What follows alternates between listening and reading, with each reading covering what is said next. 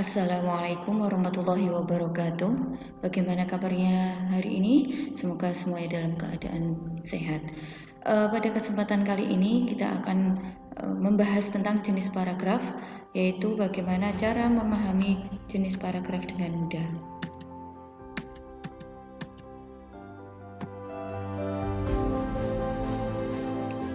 Berdasarkan isinya, paragraf dibedakan menjadi satu, yaitu paragraf narasi. Paragraf narasi adalah paragraf yang menceritakan objek berdasarkan urutan kejadian atau peristiwa atau urutan waktu. Cirinya adalah ada tokoh, tempat, waktu, dan suasana yang diceritakan. Paragraf ini menekankan urutan waktu maupun urutan peristiwa. Kemudian contohnya adalah Andi tinggal di desa makmur. Ia bersekolah di SD ceria yang ada di desanya. Setelah menamatkan sekolah dasar, ia melanjutkan sekolah di SMP Harapan Jaya selama 3 tahun. Sekolah tersebut merupakan sekolah terdekat dari rumahnya. Dari contoh ini bisa kita lihat bahwa ada seorang anak yang belajar di SD selama 6 tahun, kemudian melanjutkan belajar di SMP selama 3 tahun. Ini berarti ada urutan waktu tentang belajar dari anak tersebut. Kemudian contoh kedua adalah sebuah kapal nelayan mengalami kecelakaan di pantai Samas. Kecelakaan terjadi pada saat kapal akan mendarat. Tiba-tiba ombak besar menghantam sehingga kapal terbalik. 2 nelayan menjadi korban dalam kecelakaan tersebut. Paragraf ini juga menunjukkan bahwa adanya urutan waktu, yaitu ketika kecelakaan ini terjadi, yaitu pada saat kapal akan mendarat, kemudian ada ombak besar yang akan menghantam sehingga kapal terbalik, sehingga ini ada urutan waktu kejadian dari sebuah peristiwa. Paragraf yang kedua adalah paragraf deskripsi. Paragraf ini melukiskan atau menggambarkan sesuatu dengan tujuan agar pembaca seakan-akan bisa melihat, mendengar, atau merasakan sendiri semua yang ditulis oleh penulis. Ciri paragraf deskripsi adalah menggambarkan atau melukiskan objek tertentu tentang orang, tempat, atau keindahan alam. Paragraf ini juga bertujuan agar pembaca seolah-olah melihat sendiri objek tersebut. Penggambaran tersebut dilakukan sejelas-jelasnya dengan melibatkan kesan panca indera. Contohnya adalah ruang kelas 6 sangat bersih, lantai terlihat bersih dan tidak ada sampah yang berserakan. Meja dan kursi tidak berdebu, sarang laba-laba tidak ditemukan di dinding kelas. Ini bisa dibayangkan bahwa kondisi dari ruang kelas 6 sangat bersih, bisa dilihat bersih, bisa diraba, tidak ada debu, dan dilihat tidak ada sarang laba-laba yang ada di dinding kelas.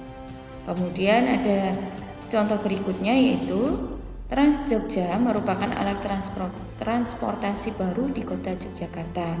Bus ini menjadi pilihan para warga, bercorak hijau dan kuning yang dilengkapi dengan AC. Tempat duduk saling berhadapan dan terdapat tempat khusus bagi difabel. Naik maupun turun harus melewati halte khusus. Harga tiket pun sangat terjangkau. Dari contoh yang kedua ini bisa dilihat bahwa ada kesan panca indera yang digunakan, yaitu adanya bus Trans Jogja yang berwarna hijau dan kuning. Ada tempat duduk yang berhadapan sehingga bisa dilihat tentang kondisi bus tersebut. Paragraf berikutnya adalah paragraf persuasi. Paragraf ini bertujuan untuk meyakinkan dan membujuk seseorang atau pembaca agar melaksanakan atau menerima keinginan dari penulis paragraf tersebut. Ciri-ciri dari paragraf persuasi adalah ada bukti atau fakta untuk mempengaruhi atau membujuk pembaca, kemudian menggunakan bahasa secara menarik untuk memberikan sugesti atau kesan kepada pembaca, kemudian mengungkapkan ide, gagasan, atau pendapat dengan kata kunci menggunakan kata ajakan. Ada kata ajakan ayo, ada mari yang bisa ditemukan pada paragraf tersebut. Kemudian contohnya adalah sarapan di pagi hari seringkali dilewatkan oleh banyak orang. Padahal sarapan merupakan hal yang penting untuk dilakukan sebelum memulai kegiatan di pagi hari. Dalam sarapan dianjurkan untuk tidak makan dengan porsi yang banyak karena dapat menyebabkan kantuk. Secukupnya saja, asalkan perut tidak kosong sehingga tubuh memiliki tenaga yang cukup untuk beraktivitas. Mari kita biasakan sarapan agar tubuh kita menjadi lebih sehat. Paragraf ini ada kata kunci yaitu mari, sehingga mengajak para pembaca untuk melaksanakan atau mengikuti ajakan penulis yaitu melaksanakan sarapan pagi. Paragraf berikutnya adalah paragraf argumentasi. Paragraf ini berisi tentang ide atau gagasan dengan diikuti alasan yang kuat untuk meyakinkan pembaca. Ciri-ciri paragraf argumentasi adalah bersifat non-fiksi atau ilmiah, bertujuan meyakinkan orang lain bahwa apa yang dikemukakan merupakan kebenaran. Tentu saja paragraf ini dilengkapi dengan bukti-bukti berupa data, tabel, gambar, dan lain-lain. Dan ditutup dengan kesimpulan.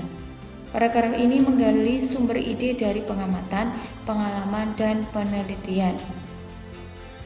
Paragraf argumentasi terdapat pernyataan, ide, atau pendapat yang dikemukakan penulisnya.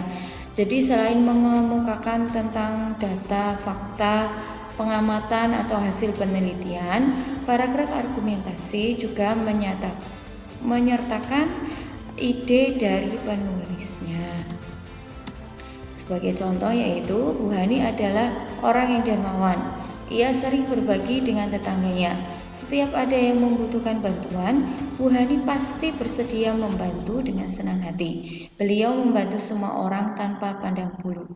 Dari paragraf ini dipaparkan bahwa Bu Hani adalah orang yang dermawan. Kemudian disertakan bukti-bukti yaitu ia sering berbagi dengan tetangga, suka membantu, memberikan bantuan kepada tetangga, dan memberikan bantuan tanpa pandang bulu. Ini ada ide dari penulis yaitu Bu Hani Dermawan, kemudian disertakan bukti-bukti pada kalimat berikutnya. Kemudian paragraf berikutnya adalah paragraf eksposisi.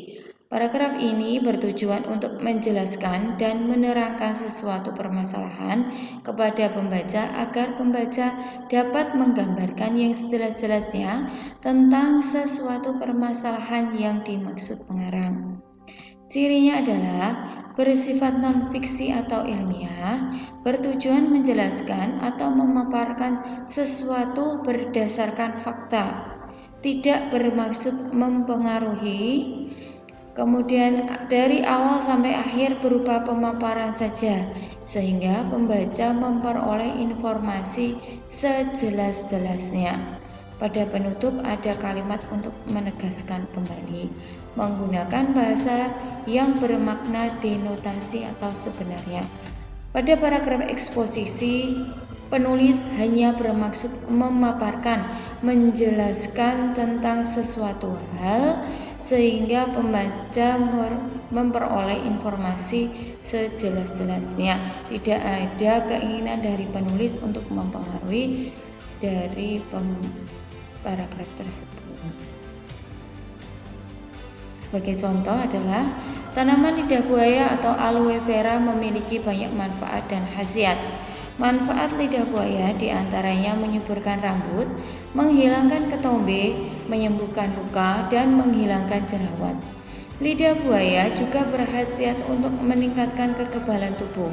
Selain itu, lidah buaya juga mengandung zat-zat yang berfungsi sebagai antioksidan yang bermanfaat bagi tubuh kita. Pada contoh ini menyebutkan bahwa khasiat lidah buaya, kemudian oleh penulis dipaparkan berbagai macam khasiatnya. Tidak ada kalimat yang mengandung atau mempengaruhi pembaca supaya mengikuti ide atau gagasan dari penulis. Demikian pemaparan tentang jenis-jenis paragraf. Semoga bermanfaat. Banyak kesalahan mohon maaf. Saya ucapkan terima kasih. Wassalamualaikum warahmatullahi wabarakatuh.